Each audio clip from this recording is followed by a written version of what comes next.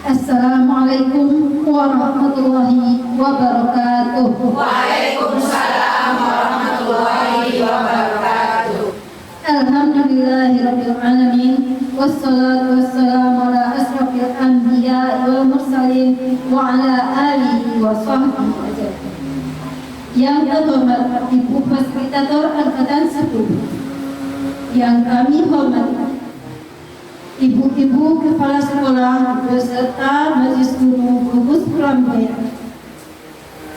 Puji syukur marilah kita panjatkan kepada Allah yang telah melimpahkan rahmat dan karunia-Nya sehingga kita dapat berkumpul di sini dalam rangka acara diseminasi budaya positif oleh CGP Angkatan 11. Selanjutnya, salawat beserta salam buat Nabi Muhammad Sallallahu Alaihi Wasallam yang mana telah meninggalkan dua pusaka kita, yaitu Al-Quran dan Sunnah, yang mudah-mudahan bila kita berpegang teguh kepada keduanya, mudah-mudahan kita mendapat syafaat yaumil akhir.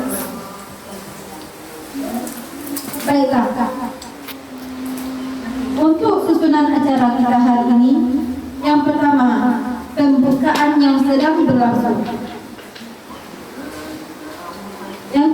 Yang kedua, sambutan dari kepala sekolah.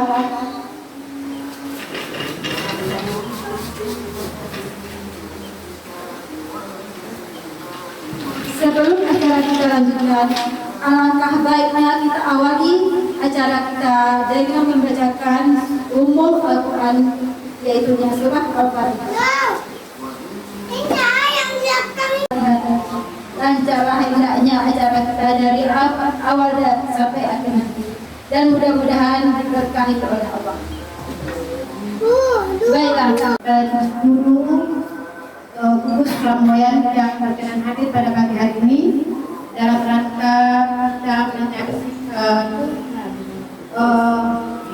diseminasi budaya positif oleh salah seorang guru TK Al-Muhajir pada Muka, yakni Ibu Riza Aprianti Edward SPD. Selaku kepala sekolah,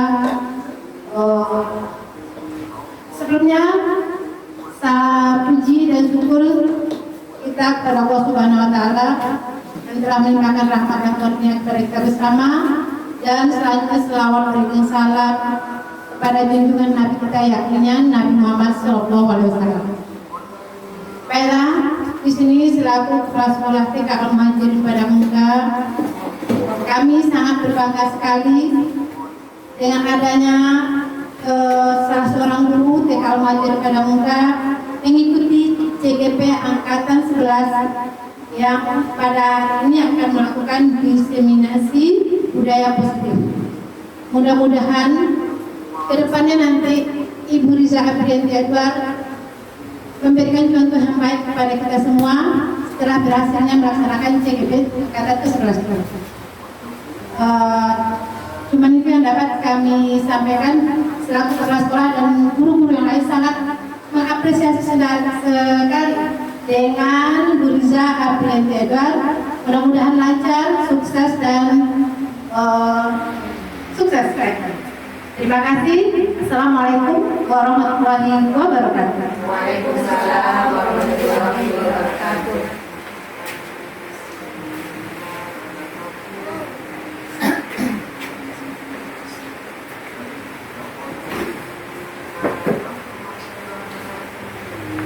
Terima kasih kita ucapkan kepada Ibu Susri. Acara selanjutnya kita masuk kepada acara inti, yaitu diseminasi CGP Angkatan 11 oleh Ibu Riza Aprianti Edward. Kepada Ibu Riza disilakan.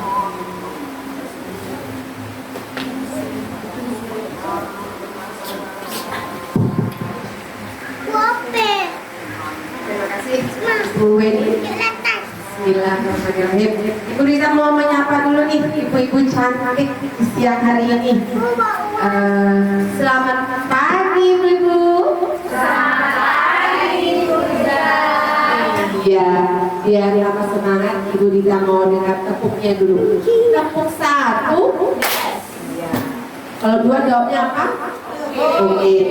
Kalau 3 jawabnya apa? Kalau 4? Kalau 5? Oke. Kita ulang. Tepuk 1. Tepuk 2. Tepuk 3.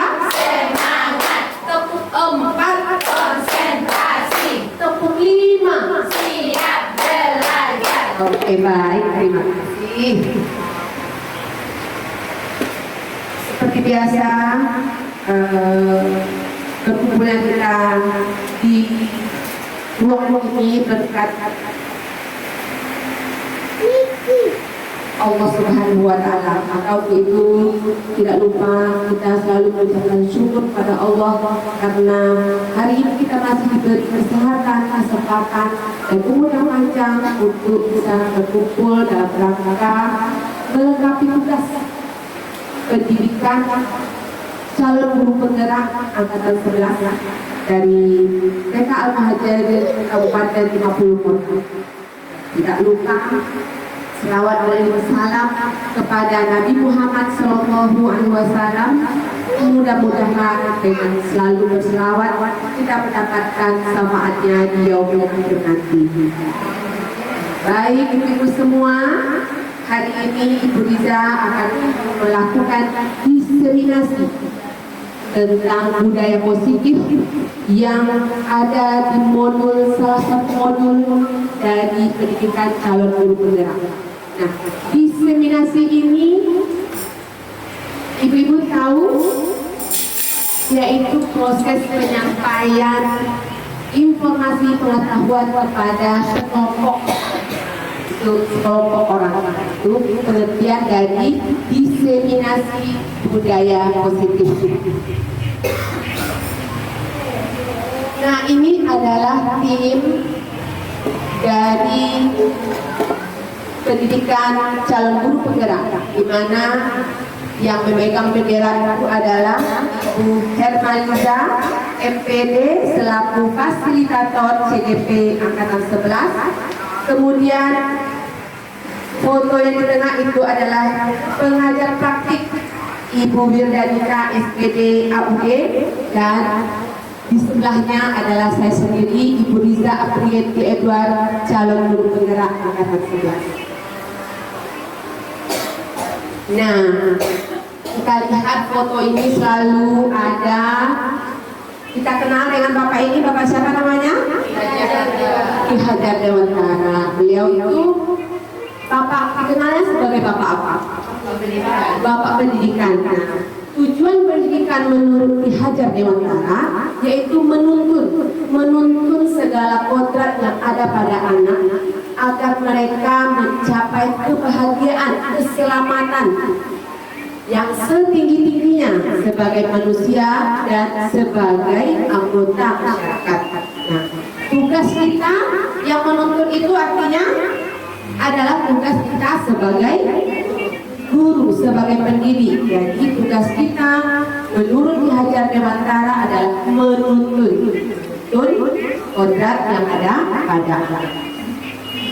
Nah, ini ada kalimat sekolah adalah ladang, guru adalah petani, murid adalah benih. Nah, dari ketika sekolah guru murid itu kira-kira apa ya makna yang tersirat dari kalimat itu? Siapa yang itu bisa mengungkapkan kira-kira apa sih maknanya? Kok sekolah jadi ladang, guru kok jadi petani, murid kok dia benih? Ya, kira-kira siapa dari ibu-ibu yang bisa memberikan pendapatnya? Ya, Ibu Susita, silakan.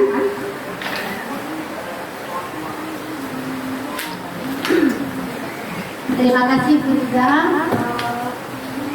Melihat dari apa yang disampaikan tadi, itu sekolah adalah ladang, guru adalah petani, dan murid adalah benih. Kalau menurut Ibu kami, bahwa ladang, petani, ini adalah merupakan suatu kesatuan di suatu tempat ya beradanya, dan hal itu yang ketiga itu merupakan dapat kalau kita olah akan menghasilkan sesuatu.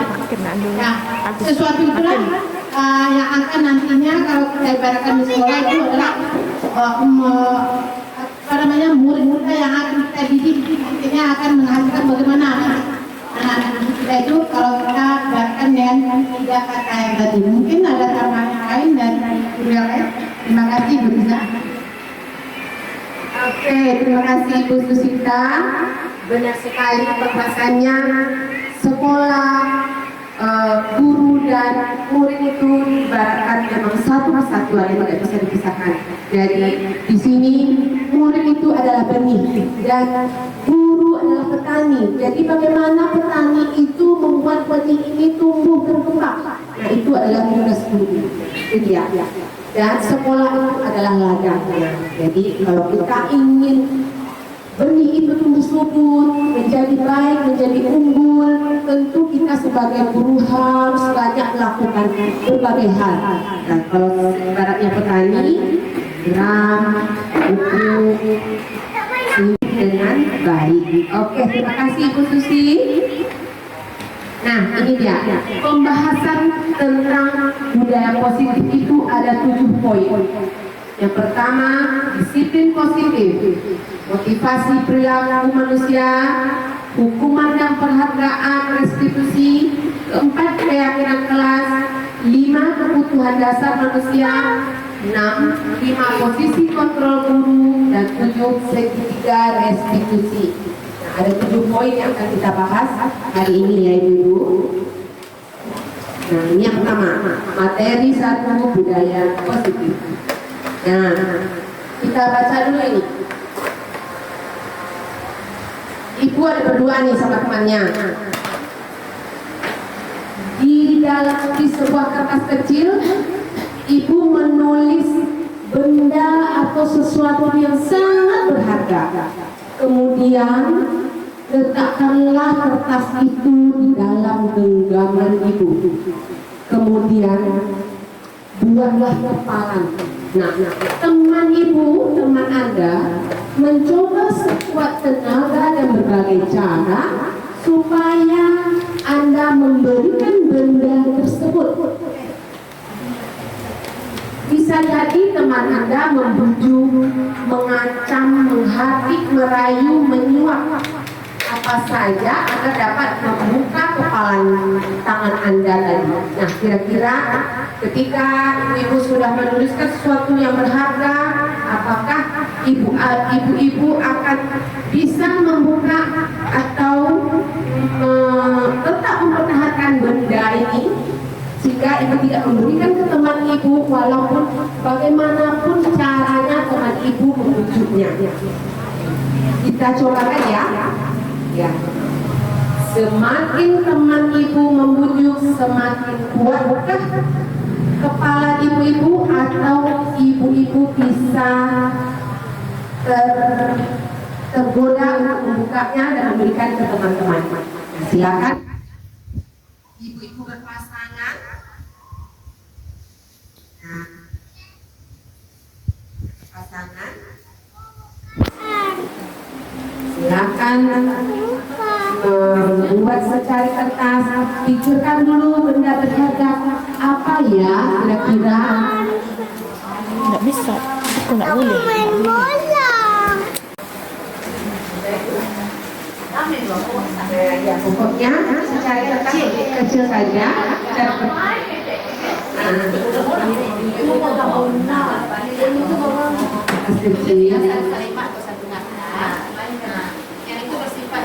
Penting.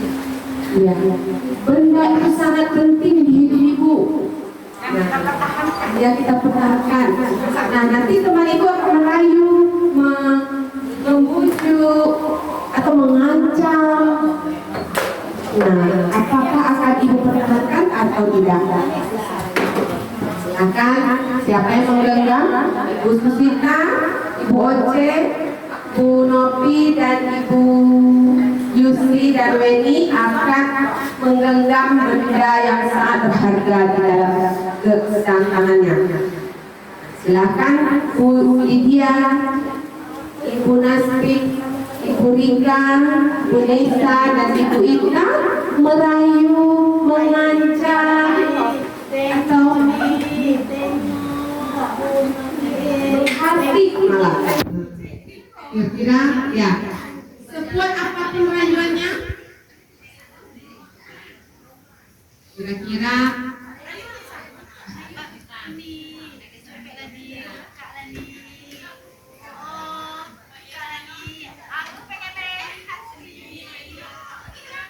ya. Kepo ya intinya mau lihat apa sih yang ditulis teman-temannya. Ternyata semakin kuat ibu-ibu merayu, semakin kuatkan kepala tangannya. Oke, cukup. Terima kasih. Tepuk tangan untuk kita semua. Apakah ada yang berhasil? Tidak berhasil. Berarti rayuannya kurang. Oke. Lanjut. Nah, ini dia. Kemungkinan yang terjadi itu apa? Kemungkinan yang terjadi dari permainan tadi itu apa? Ada yang bersedia membuka, ada yang bertahan. Itu dia. Jadi itu choice theory dari Dr. William Glasser meluruskan miskonsepsi tentang makna kontrol. Pada dasarnya kita itu guru itu tidak bisa memaksa murid melakukan apa gitu. Kita tidak bisa melakukan kalau murid itu tidak mau. Jadi walaupun kontrol itu di guru, tapi kalau peserta didik itu tidak mau melakukan, tetap tidak akan terjadi. Itu ya. Kemudian ilusi bahwa semua penguatan positif efektif dan bermanfaat. Penguatan positif atau bukan adalah bentuk-bentuk kontrol.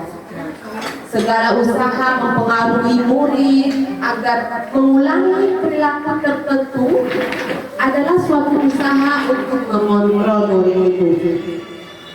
Nah, mungkin dalam jangka waktu tertentu anak-anak akan menyadarinya, tapi bisa juga karena rayuan kita, karena bujukan kita, atau bisa jadi murid tersebut tergantung pada pendapat sang guru untuk berusaha. Nah, ini ilusi bahwa kritik dan membuat orang merasa bersalah dapat menguatkan karakter. Yang menggunakan kritik dan rasa bersalah untuk mengontrol murid menuju pada identitas gagal. Nah, kita juga kadang sering membuat merasa bersalah sehingga anak itu kok terus begini. Jadi anak itu merasa bersalah. Sering kita melakukan kalimat-kalimat yang membuat anak itu merasa bersalah. Walaupun kita menggunakannya dalam bahasa halus. Kemudian ilusi bahwa orang dewasa memiliki hak untuk memaksa. Ini memaksa ya. Jadi padahal dengan memaksa itu sebenarnya tidak efektif untuk jangka waktu yang panjang, malah membuat permusuhan yang akan terbentuk kalau kita lakukan dengan memaksa. Nah, lalu siapakah pemegang kontrol sesungguhnya? Siapa kira-kira yang memegang kontrol itu siapa sebenarnya? Yaitu diri sendiri. Ya, tentu kita sendiri. Kan kita yang ingin membuka atau ingin tidak ingin. Itu kita yang mengontrol diri. Nah, ini dia disiplin positif, artinya belajar. Itu belajar, apapun yang kita lakukan itu belajar, disiplin, memiliki tanggung jawab terhadap apa yang dilakukan berdasarkan nilai-nilai yang diyakini. Nah, ini disiplin merupakan salah satu cara penerapan Disiplin yang bertujuan untuk menumbuhkan kesadaran serta memberdayakan peserta didik tanpa imbalan. Kemudian kita sebagai pendidik adalah menciptakan peserta didik yang memiliki disiplin diri yang mengacu kepada nilai dan kebajikan universal. Nah, ini dia. Disiplin positif itu merupakan pendekatan mendidik anak untuk melakukan kontrol diri, menguasai diri, dan pembentukan kepercayaan diri. Itu tadi. Belajar untuk mengontrol diri, seperti kita tadi belajar mengontrol diri, menguasai diri, dan pembentukan kepercayaan diri. Bukan karena takut dihukum, anak itu disiplin, bukan karena adanya penghargaan nantinya, pujian. Seharusnya disiplin diri itu keluar dari diri anak itu sendiri. Nah, selesai pada pembahasan satu tadi, yaitu apa tadi materi satunya? Budaya positif. Oke, sepertinya kita mulai menurun semangatnya. Kita kasih dulu. Mama, pati sinata. Kita suntik dulu dengan es keriting. Kira-kira apa es keritingnya? Kita kasih tepung. Mantul. Mantap,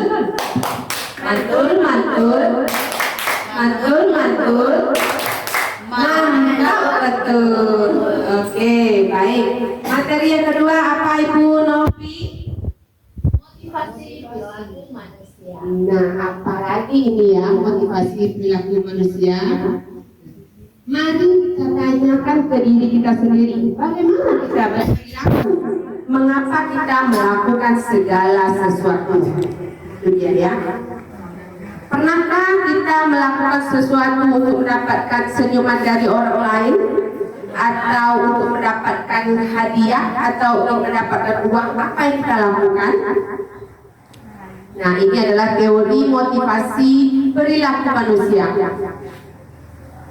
Ini ada motivasi itu terbagi dua, motivasi eksternal dan motivasi internal. Kalau yang eksternal itu biasanya kita melakukan karena tidak mau dapat hukuman. Melakukan, anak-anak melakukan karena dia tidak mau dihukum nanti sama ibu gurunya. Kemudian karena mendapat imbalan atau karena ingin mendapatkan pujian. Anak-anak kita melakukan, ayo ibu misalnya karena ingin dipuji sama ibu gurunya, karena ingin mendapat sesuatu dari ibu gurunya. Itu masih termasuk motivasi eksternal karena ada sesuatu. Nah, apa itu yang motivasi internal? Itu kesadaran bahwasanya saya akan menjadi orang seperti apa ya apabila saya melakukannya. Jadi kesadaran diri yang sudah datang dari diri sendiri, itu yang dimaksud dengan motivasi internal. Nah, mereka Bapak ini lagi, Bapak Ki Hajar Dewantara ini hebat sekali. Mereka itu akhirnya tidak terlepas dari perintah, akan tetapi juga cakap buat memerintah diri sendiri. Ini motivasi untuk menghindari ketidaknyamanan atau hukuman. Ini sering nih kan anak-anak kita. Contohnya seperti apa? Kalau misalnya tidak mau misalnya membuang sampah sembarangan, pasti kalau kelihatan takut hukuman. Jadi kita berharap kesadaran dari diri anak itu sendiri tidak membuang sampah, bukan takut kena marah sama ibu guru atau yang lainnya. Yang kedua, mendapatkan imbalan. Nah, kadang anak-anak kita juga melakukan sesuatu itu karena ingin mendapatkan pujian dari ibu gurunya. Jadi itu juga motivasi eksternal. Nah, terakhir motivasi yang dari diri sendiri. motivasi ini, orang yang motivasi ini akan bertanya, akan menjadi seperti apa apabila saya melakukannya. Mereka melakukan sesuatu karena nilai-nilai mereka yakini dan hargai, dan mereka melakukannya karena mereka ingin menjadi orang yang melakukan nilai-nilai yang mereka yakini tersebut. Ini adalah motivasi yang akan membuat seseorang memiliki disiplin positif, karena motivasi bersifat internal. Nah, itu dia yang tadi materi 2 apa tadi, tentang apa? Motivasi perilaku manusia. Iya, baru sekali, motivasi perilaku manusia. Baru 2 itu. Berapa tadi poin kita? 7. Ya, masih melek matanya kan? Ibu kasih ini lagi, Friza kasih lagi, biar tambah semangat. Tepuk semangat.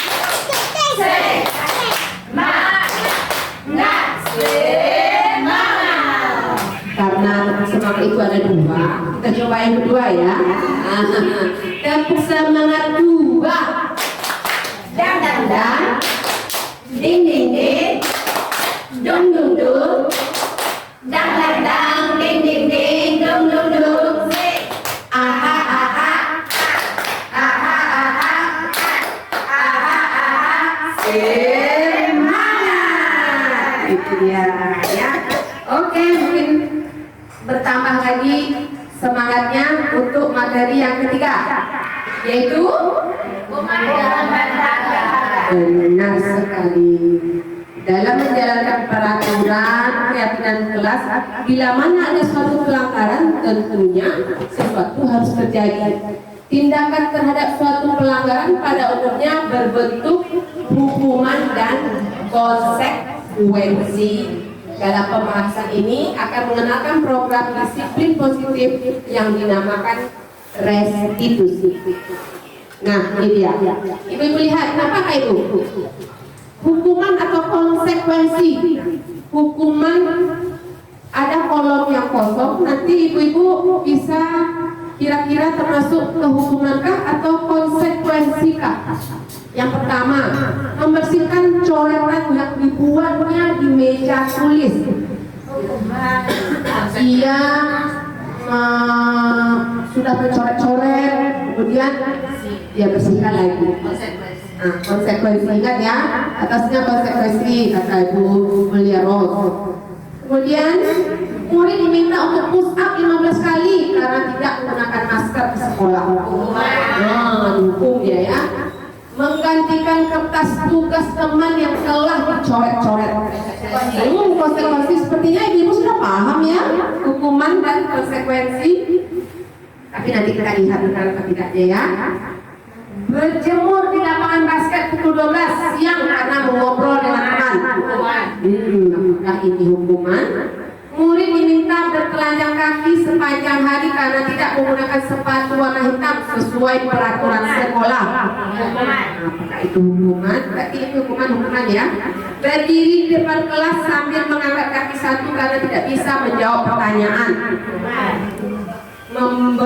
Membersihkan tumpahan air di meja tulis karena tersenggol pada saat belajar. Jadi ini hukuman. Ya kan, ini konsekuensi, hukuman, konsekuensi, hukuman, konsekuensi. Oke, kita lihat ya. Yang betul dapat apa? Yeay. Dapat permen ya. Nah, benarkah? Wih, hebat loh. Kasih tepuk salut lah. Tepuk salut. Salut. Wah, keren nih. Bagus nih. Nah, ini dia perbedaan hukuman dan konsekuensi. Kalau hukuman itu sesuatu yang menyakitkan harus terjadi. Konsekuensi sesuatu harus terjadi. Membuat anak sakit baik fisik maupun hati dalam jangka waktu lama. Kalau konsekuensi membuat anak merasa tidak nyaman dalam jangka waktu pendek. Ini anak membenci kedisiplinan, muncullah kebencinya. Kalau konsekuensi anak menghargai disiplin. Ini hukuman karena ada paksaan, sedangkan konsekuensi stimulus dan tanggapan. mendorong anak menyakiti diri sendiri. Kalau konsekuensi mendorong anak agar mudah menyesuaikan diri.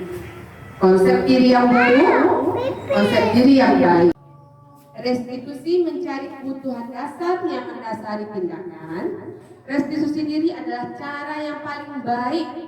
Nah, jadi restitusi ini mengembalikan murid yang berbuat salah kepada kelompoknya. Jadi bukan menebus kesalahan, tapi belajar dari kesalahan. Oke, kita cut dulu sebentar. Ada azan. Kalian tadi sudah siap gitu karena dia sudah melakukan kesalahan.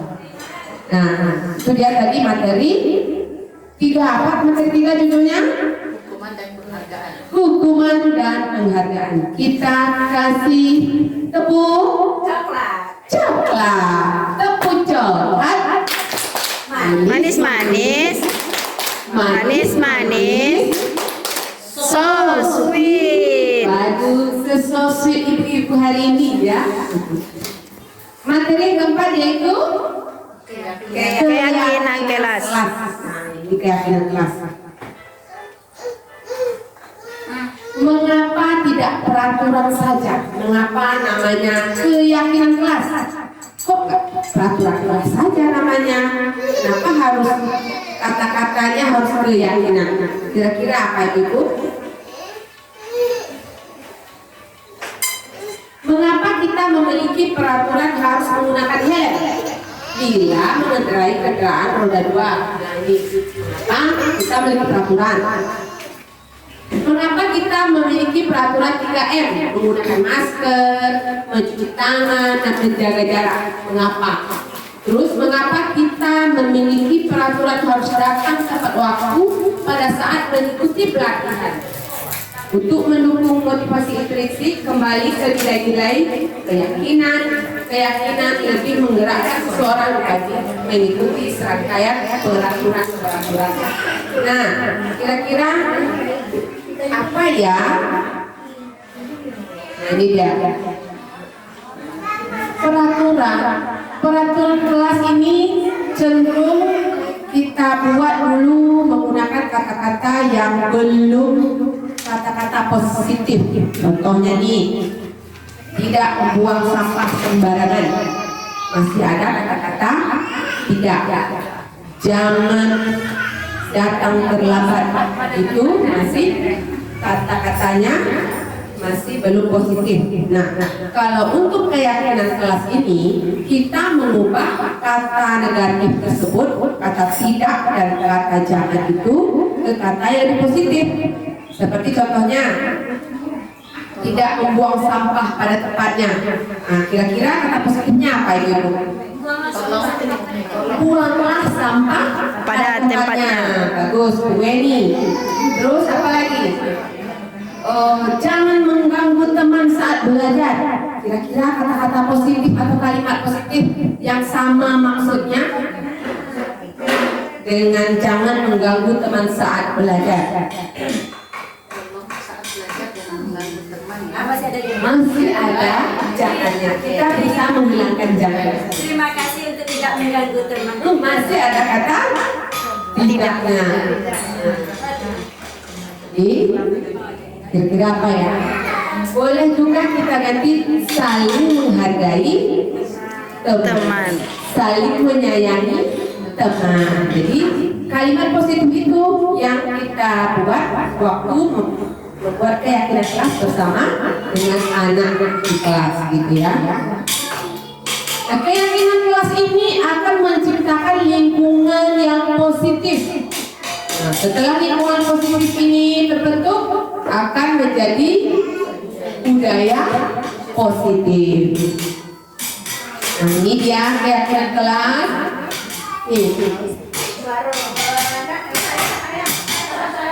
Ini adalah kegiatan pendalaman keyakinan kelas. Ada tabel T dan tabel G-nya, ya.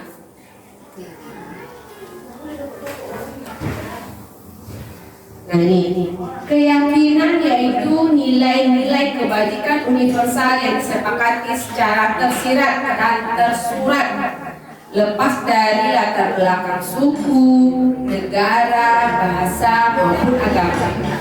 Guru berperan dalam mewujudkan terbentuknya keyakinan kelas dengan cara membuat kesepakatan antara guru dengan murid.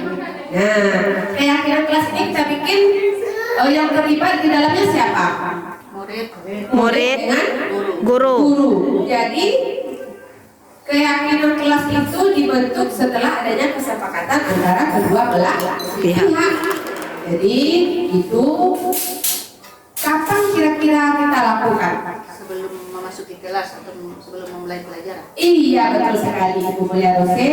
Sebelum kita melakukan pembelajaran dalam kelas, di awal tahun pembelajaran kita bersama anak membuat keyakinan kelas sehingga terbentuklah nanti lingkungan yang positif yang akan membentuk budaya positif. Iya.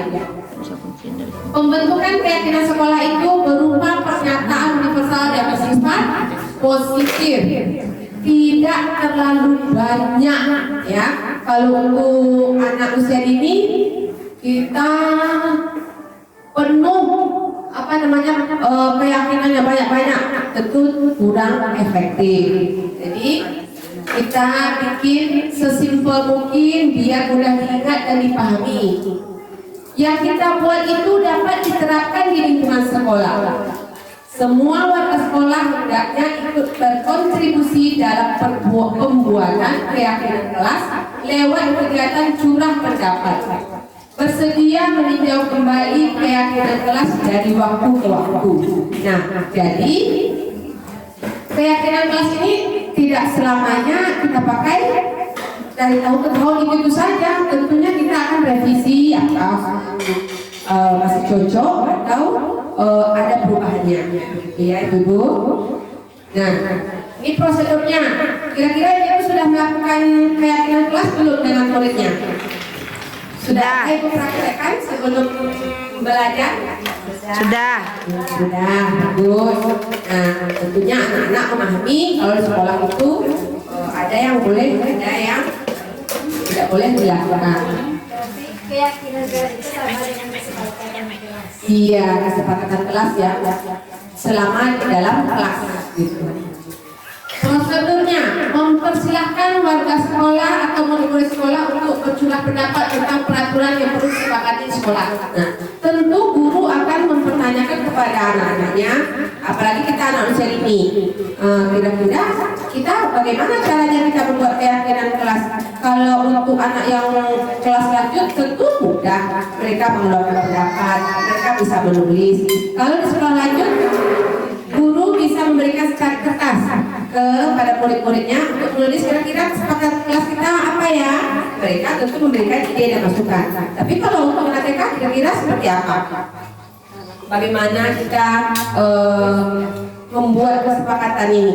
Karena kita anak usia ini. Tanya jawab. Dengan Tanya jawab. dengan diskusi begitu.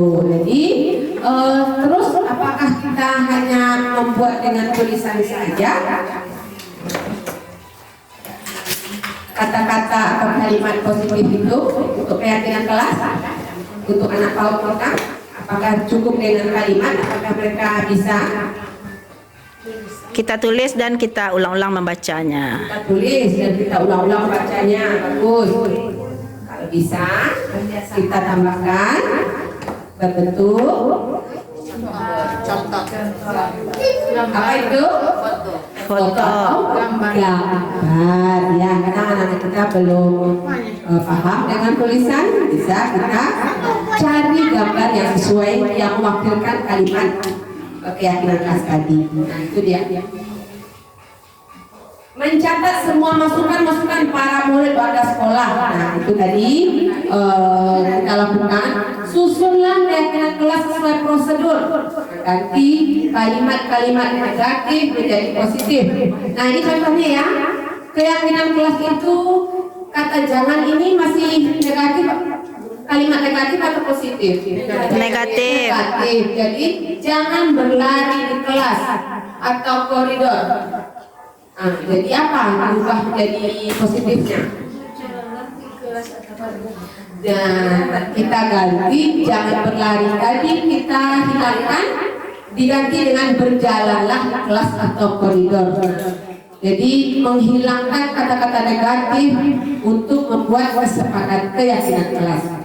Tinjau kembali daftar curah pendapat yang sudah tercatat, proses persetujuan dan penandatanganan dan dipublikasi.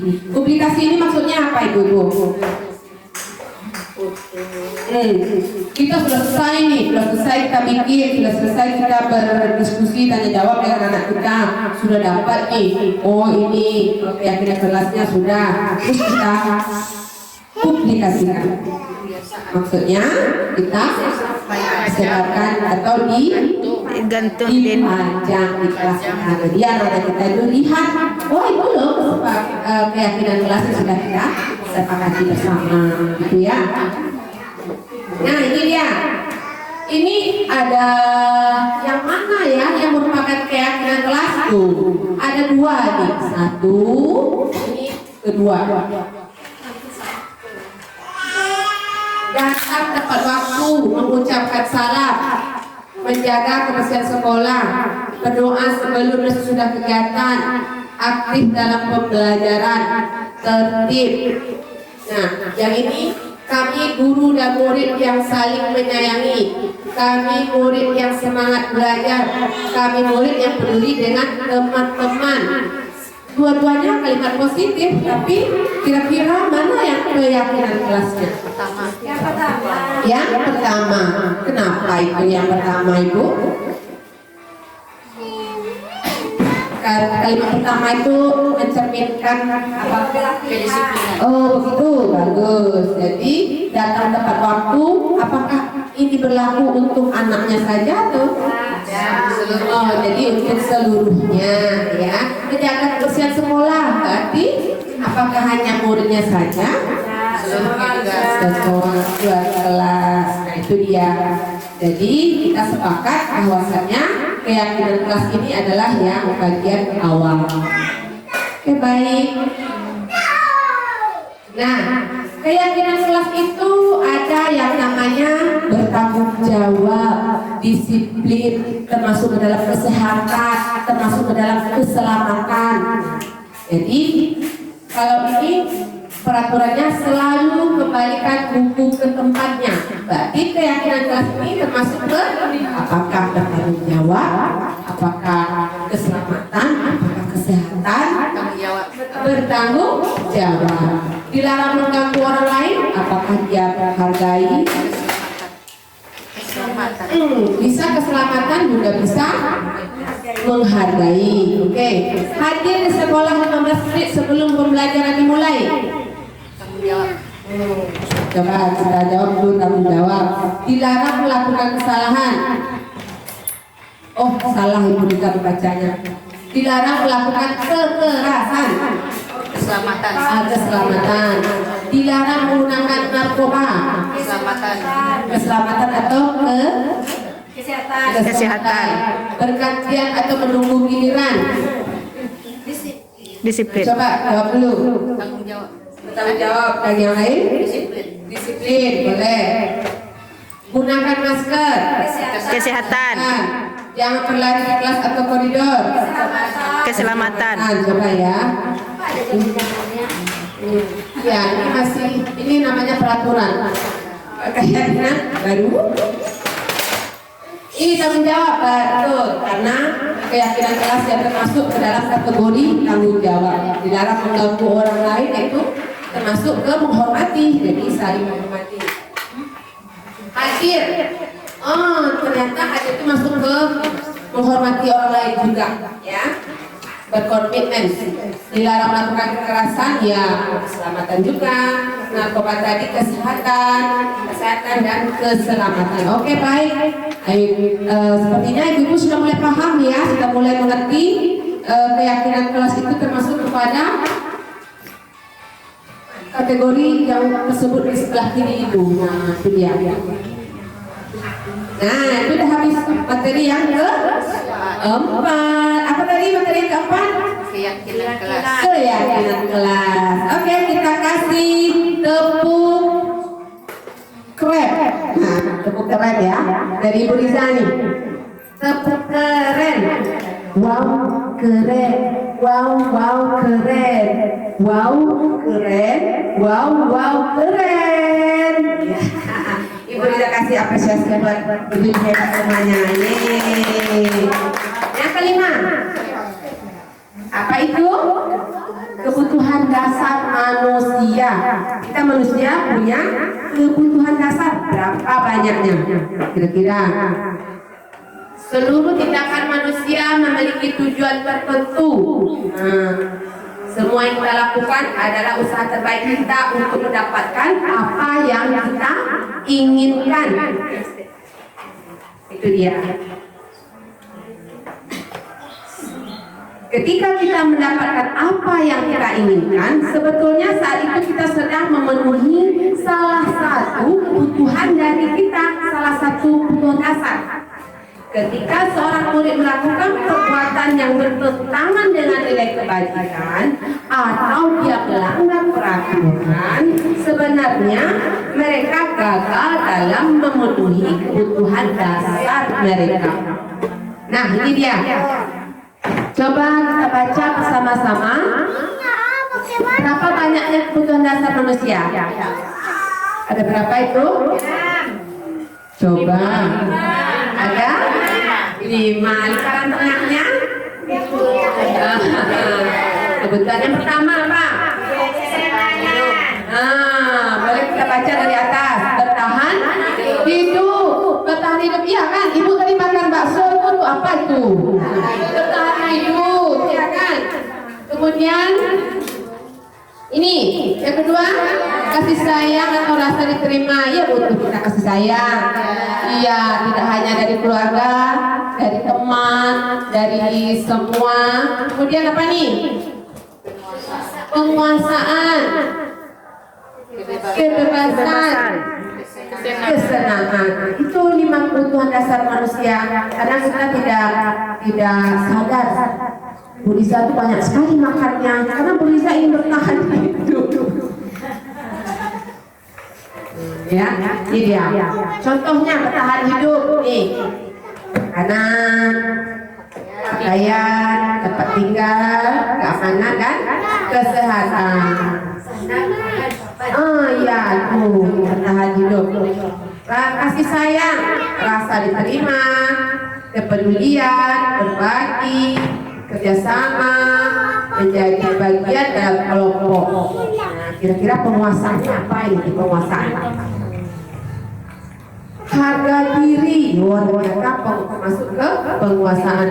Keinginan untuk dianggap, memimpin, berprestasi, diakui, didengar. Nah, itu penguasaan. Kebebasan, mandiri, memiliki pilihan, mencoba hal baru, mampu mengendalikan diri. Nah, sedangkan kesenangan, bermain, humor, antusias, dan tertawa. Yuk, tertawa dulu yuk. Kita tertawa dulu deh. Apa ya? Buka tutup, bertepuk tangan. Buka tutup, tepuk tangan lagi. Buka tutup, bertepuk tangan. Buka tutup, tepuk tangan lagi. Digulung-gulung, sambil tertawa. Digulung-gulung, sambil tertawa. Digulung-gulung, teriak hore.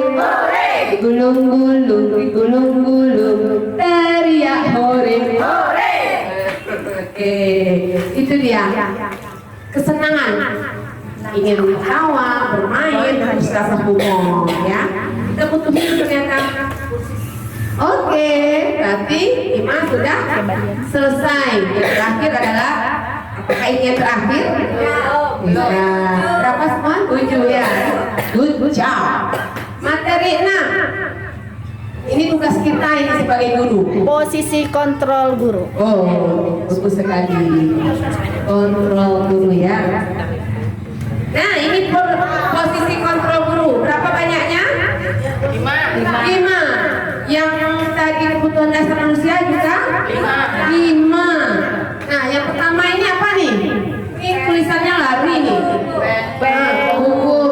ibu-ibu pernah seperti ini? Tidak. Kamu ya. Gitu ya, ya. Penghukum. Kemudian pernahkah ibu membuat seperti ini? Apa itu? Membuat rasa bersalah, anak itu merasa bersalah ya. Nah, ini sebagai apa nih gurunya? Teman. Sebagai teman. Pernahkah ibu seperti ini? Penuh. Ini sebagai pemantau. Ini sebagai manajer. Kelima-lima ini mungkin ibu-ibu sudah pernah melakukannya. Mari kita lihat 5 posisi kontrol guru tersebut. Nah, penghukum. Seorang penghukum bisa menggunakan hukum fisik maupun verbal. Awas kamu ya, kamu selalu saja salah. Suka begitu kata-katanya ya. Pasti selalu terakhir selesai. Jadi kita marah biasanya menggunakan kata-kata yang menyalahkan anak. Kenapa kamu tidak pakai sepatu? Ayo lari. Gitu ya. Kalau itu hubungannya yang ke fisik. Nah, kalau pembuat rasa bersalah bagaimana? Ibu kecewa sama kamu. Jadi ya tapi intonasi suaranya bukan lebih lembut, tetapi berapa kali sih Bapak harus memberitahu kamu, kenapa sih kamu tidak mau? Begitu ya. Jadi kita membuat anak itu merasa bersalah dengan kalimat yang kita lontarkan. Nah, posisi teman bagaimana? Tidak akan menyakiti. Iya, dia tidak akan menyakiti murid, namun tetap berupaya mengontrol murid. Ayo bantulah demi Bapak, ya. Ayo ingat tidak bantuan Bapak selama ini. Gitu. Jadi Bapak ini menjadi posisinya menjadi teman. Yang pemantau itu artinya apa? Mengawasi. Jadi peraturannya apa? Apa yang dapat kamu lakukan? Sanksinya apa? Begitu ya. Nah yang terakhir, manajer di mana guru berbuat sesuatu bersama murid, mempersilahkan murid bertanggung jawab atas perilakunya, mendukung murid agar dapat menemukan solusi atas permasalahan sendiri. Ya, apa yang kita yakini kembali keyakinan kelas. Nah, jadi sebagai manajer ini, guru bertanya apa rencana kamu untuk memperbaiki hal ini. Jadi ketika anak itu bersalah, sudah melakukan kesalahan, ibu guru bertanya yang posisinya sebagai manajer, apa rencana kamu untuk memperbaiki. Jadi bertanya, melakukan pertanyaan kepada anak yang sudah melakukan kesalahan. Nah ini dia, Bapak Ibu hebat. Silakan tulis posisi kontrol yang selama ini yang Bapak Ibu lakukan, yang paling banyak, yang paling dominan. Kira-kira apakah Ibu dominan pada posisi penghukum, berteman? Nah, kalau kita di usia dini ini kira-kira paling banyak apa? Berteman ya. Kita bisa menjadi teman bagi anak-anak usia dini kita ya. Oke, bagus. Nah, posisi ideal seorang guru. Posisi di mana guru berbuat sesuatu bersama murid. Ini ya, mendukung murid agar dapat menemukan solusi atas permasalahannya sendiri. Jadi posisi manajer itu mengacu pada restitusi yang dapat menjadikan murid sebagai manajer bagi dirinya sehingga tercipta identitas positif berhasil pada diri murid. Ya ini dia. Oh ini halus sekali, biar Ibu bisa baca ya. Nih, kalau penghukum menghardik, menunjuk begini ya. Gitu. Kalau membuat orang salah lebih ceramah ya, agak lebih berceramah gurunya. Kalau teman membuat alasan, kalau pemantau menghitung, kalau manajer mengajukan pertanyaan-pertanyaan. Nah, ini contohnya ya. Kalau kamu tidak melakukannya, awas ya. Itu sebagai apa itu? Apa? Hukum. Terus, kalau pembuat merasa bersalah begini, kamu seharusnya kamu tahu, ibu sudah lelah, gitu ya. Ada kalimatnya. Kemudian sebagai teman, ayolah lakukan demi ibu, gitu. Kemudian sebagai pemantau, apa peraturannya? Nah, sebagai manajer, apa yang bisa kita kerjakan untuk memperbaiki masalah ini? Nah, jadi lebih ke arah diskusi bersama anak, melontarkan pertanyaan yang membuat anak itu sadar akan kesalahannya. Ini dia ya. Hasilnya bagaimana kalau penghukum?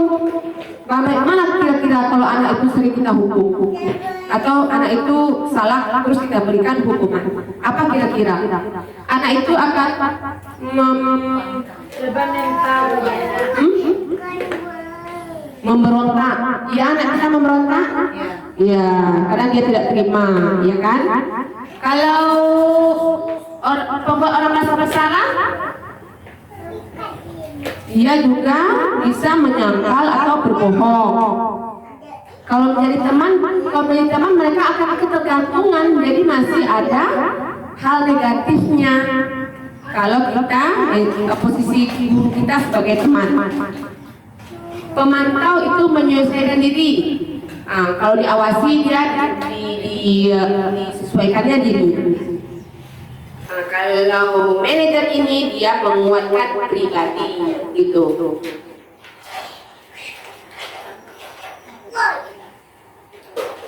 Murid berkata, kalau penghukum nih, kalau dia dihukum nih, kira-kira muridnya berkata apa? Biarin saja, nanti juga marah lagi. Nah, kalau akibatnya kalau kita sering melakukan hukuman. Nah, kalau misalnya pembuat merasa bersalah, paling anak itu berkata, maafkan saya ya Bu, karena dia dibuat merasa bersalah. Ini kalau yang teman, saya pikir Bapak teman saya, dia pikir begitu, ya kan? Nah, pemantau berapa banyak bintang yang harus banyak bintang yang harus saya peroleh, berapa halaman yang harus saya tulis. Itu pemantau sedangkan manajer, bagaimana caranya saya bisa memperbaiki keadaan. Dampak pada murid, mengulangi kesalahan. Nah, kalau dihukum ini biasanya apakah mereka jerah kalau anak itu sering dihukum? Nah, kebanyakannya bagaimana? Mengulang-ulang lagi, terus kita marah-marah lagi. Lama-lama kita yang pusing, marah-marah terus. Siapa yang suka marah-marah? Guru suka marah-marah nggak? Guru kalau marah-marah, cepat keluar. Ini punya muda-muda semua nih. Ya, berarti adanya tidak ada yang marah-marah. Nah, kalau merasa bersalah ini muncul rasa rendah dirinya. Jadi jangan bikin anak-anak itu merasa bersalah ya. Nanti anak-anak itu rendah diri. Kemudian jadi teman, anak itu tidak mandiri lagi kalau sering kali kita menjadi teman. Ya, tak mandiri, dia tergantung terus sama kita. Pemantau menitikberatkan pada sanksi atau hadiah untuk dirinya. Dapat hadiah nggak ya? Yang terakhir, mengevaluasi diri, bagaimana cara memperbaiki diri. Wah, ini manajer ini paling top kayaknya. Kalau kita bisa sebagai manajer, posisi kita sebagai guru, sebagai manajer ini paling top, ya kan? Jangan. Jadi posisi teman yang selama ini ibu lakukan masih ada dampak negatifnya. Jadi ibu kurang-kurangi ya. Ibu beralihlah ibu ke manajer. Nih dia, saya kecewa sekali sama kamu. Tuh, membuat orang masih bersalah. Kamu tidak pernah benar melakukannya. Nah, itu sebagai hukum. Kalau ini, ayolah lakukanlah demi Bapak, ayolah gitu. Itu baru sebagai teman. Sebabnya kita memohon-mohon ya pada anak itu ya. Jadi masih belum bagus ini.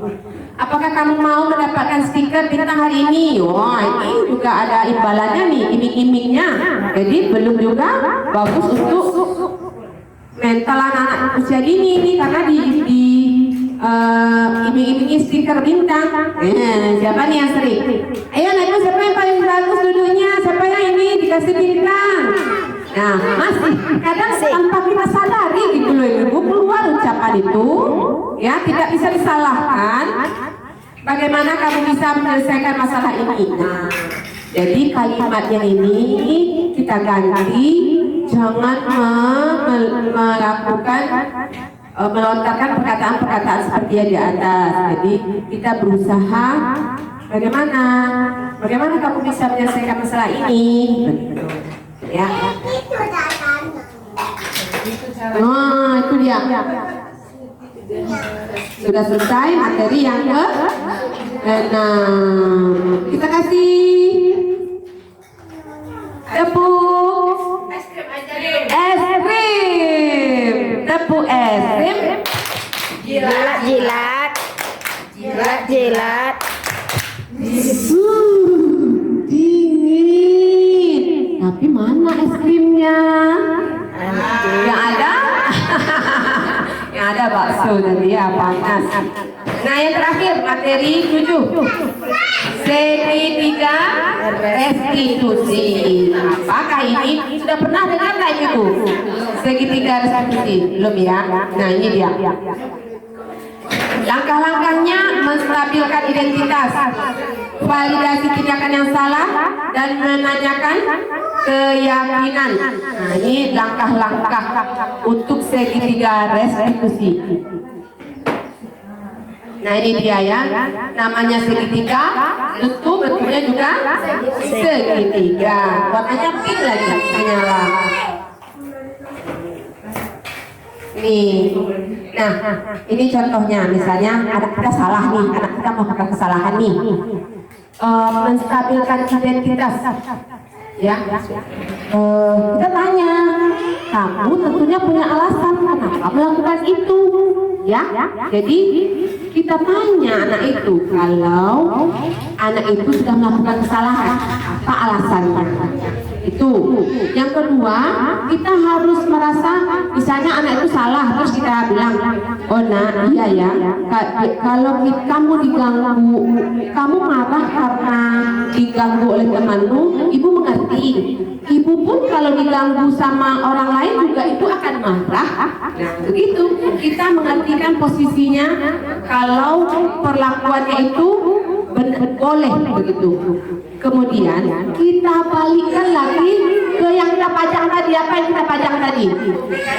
Yang kita publikasikan tadi apa? Kesepakatan keyakinan kelas. Kita kembalikan, iya, keyakinan kelas yang sudah kita sepakati.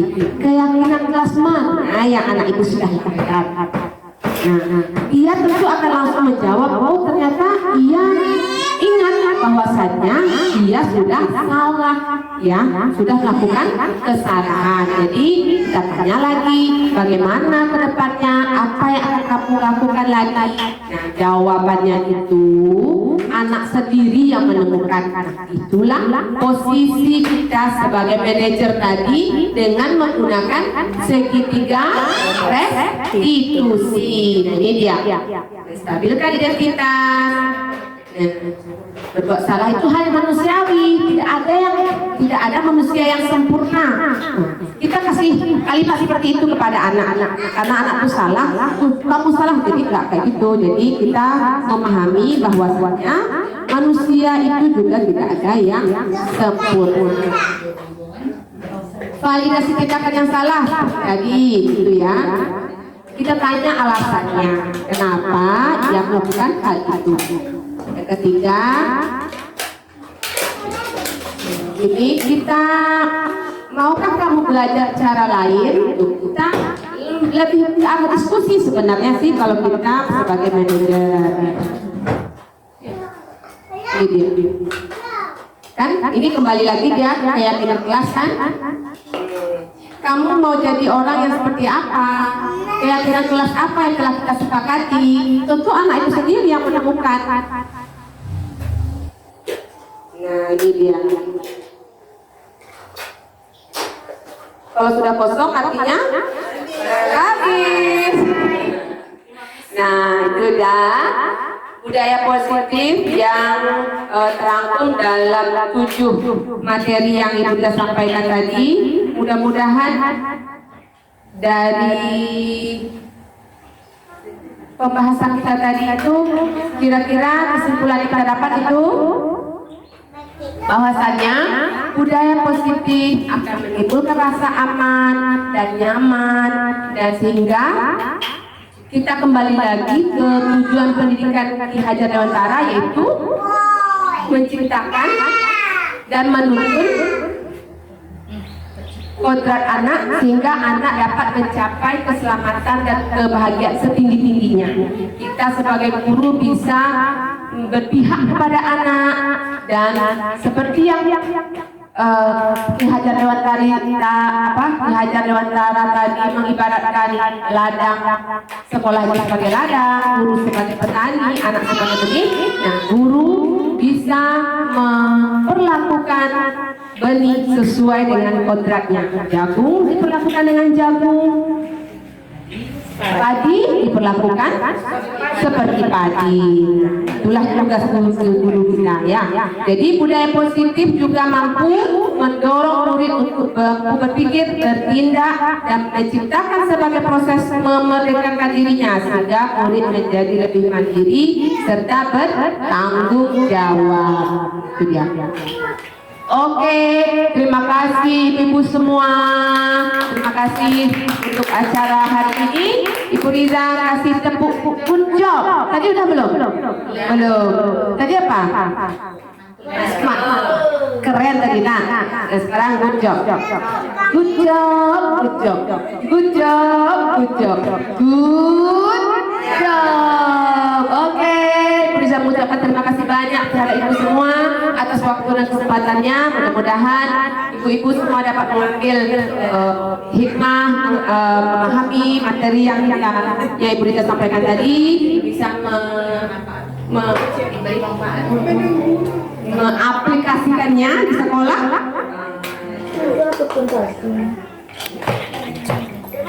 Nah, Ibu Riza ucapkan wabillahi taufiq wal hidayah. Mohon maaf atas kesalahan.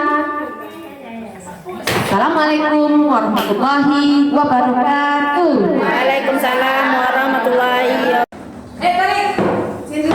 Tarik sini, Sa. Aduh, ambil kursi. Ambil kursi dulu. Ya, tunggu ya. Aduh, dari mana anak ganteng ini? Dari Jakarta. Di mana naik main tadi? Jakarta. Di Jakarta, main di mana? Di luar. Main sama siapa? Oh, main sama Atar. Tapi ibu kayaknya mendengar Atar menangis. Betul sekali. Betul sekali. Kira-kira kenapa itu? Kenapa? Oh, jadi Torik merebut mainan Atar. Mainan siapa itu? Mainan siapa itu? Atar, jadi Torik rebut gitu. Ya. Begitu. Torik tahu tidak kalau merebut itu Melanggar aturan. oh, melanggar aturan. Benar sekali.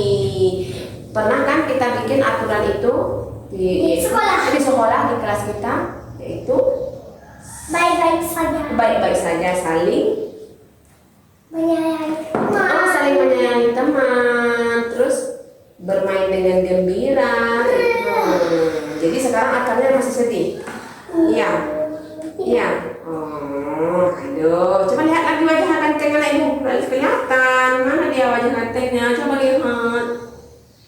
Kayaknya ada yang hitam di hidungnya tuh ya. Oh, kan? Pakai kena spidol ya. Terus Torik, makasih ya sudah mau cerita sama ibu, sudah mau jujur sama ibu. Ya. Besok-besok Torik masih seperti itu nggak? Tidak. Tidak. Maunya seperti apa lagi? Kedepannya Torik gimana sikapnya? Baik-baik saja. Baik-baik saja. Terus kalau bermain sama teman sama Atta gimana? Baik saja. Baik saja. Ini seperti apa? Dengan pinjam mainan orang. Minjamnya bagaimana ini? Pinjamkan. Nah, terus minjam dong Tat. Ngomongnya dengan Baik-baik saja. baik-baik saja. Pintar. Ibu tahu kalau Torik itu orangnya suka berteman. Tapi mungkin tadi Torik lupa. Jadi Torik tiba-tiba merebut aja ya. Besok-besok tidak lagi. Oke, hebat. Ibu tepuk dulu yuk. Tepuk pisah dulu yuk. Pizza. P-I-Z-Z-A. Siapa yang menang? Oke, terima kasih sama ibu sudah terbuka, sudah berjanji menjadi anak yang baik. Ya, semangat terus Torik ya. Ya Bu, Adi udah sadar karena perbuatan itu tidak bagus. Merebut mainan itu tidak bagus. Itu melanggar aturan. Besok-besok Besok ada nggak gitu lagi. Oke, makasih.